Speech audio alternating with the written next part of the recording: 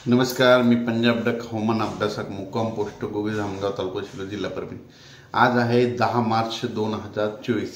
आजपासूनचा परत शेतकऱ्यासाठी अंदाज देत आहे, कारण की राज्यामध्ये खास करून हा अंदाज फक्त पूर्व विदर्भ आणि पश्चिम विदर्भाच्या शेतकऱ्यासाठी देणार आहे। तर सांगू इच्छितो, आज आहे 10 मार्च। आज 10 मार्च पासून तर जवळपास 18 मार्च पर्यंत हवामान कोरडं राहणार आहे, अंशतः ढगाळ राहणार आहे, म्हणून हा अंदाज लक्षात घ्यायचा।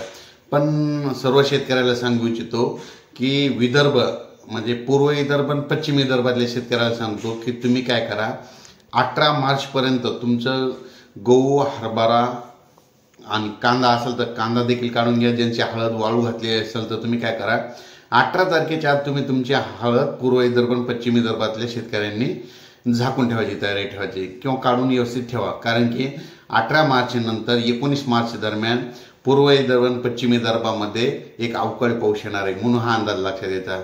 हा पाऊस सगळीकडे नाही, पण हे फक्त पूर्वकल्पना म्हणून देण्यात येत आहे, फक्त पूर्व विदर्भ आणि पश्चिम विदर्भातल्या शेतकऱ्यासाठी अंदाज देत आहे। तर हा नेमका पाऊस कुठं पडणार आहे तुम्हाला एक सांगू इच्छितो। 19 मार्च नंतर राज्यामध्ये अवकाळी येणार आहे। 18 मार्चच्या अगोदर सर्व शेतकऱ्यांनी हळद, कांदा, गहू, हरभरा असेल तर झाकून ठेवायची तयारी ठेवा किंवा घरून करून घरी घेऊन या। नसं ज्यांची ज्वारी काढणं चालू असेल त्याने कडवा देखील आपण आपली वळी लावून ठेवा। कारण की 19 मार्च नंतर राज्यामध्ये पूर्व विदर्भ आणि पश्चिम विदर्भामध्ये कोणत्या जिल्ह्यामध्ये अवकाळीचं संकट आहे तुम्हाला सांगतो। नागपूर, वर्धा, भंडारा, चंद्रपूर, गडचिरोली, यवतमाळ, नांदेड, हिंगोली, वाशिम, कारंजा, अकोला, अमरावती, चांदूर बाजार, अकोटपर्यंत आणि बुलढाणा जिल्ह्यापर्यंत हे अवकाळीचं संकट आहे, म्हणून हा अंदाज लक्षात घ्यायचा।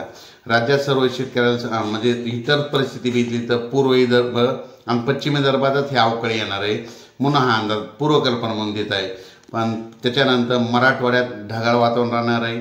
त्याच्यानंतर उत्तर महाराष्ट्र, पश्चिम महाराष्ट्र या भागात देखील अंशतः ढगाळ राहणार आहे, म्हणून हे अंदाज लक्षात घ्यायचा।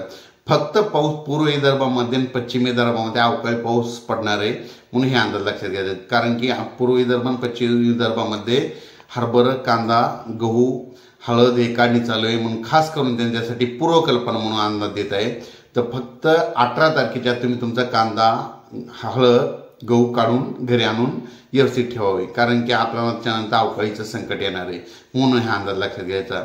पण बरेच जण काय करतात, तुम्हाला एक माहिती असं म्हणून सांगतो, माझं काही स्वतःचं फेसबुक नाही, पण शेतकरी दुसरे काय करतात, यूट्यूबवर त्यांना त्यांना म्हणजे त्यांचे लाईक वाढविण्यासाठी समजा ते काय करायलेत की ते माझे जुने गेल्या वर्षीचे व्हिडिओ अपलोड करायलेत। पण तुम्हाला एक सांगू इच्छितो, ही माझं स्वतःचं चॅनल आहे।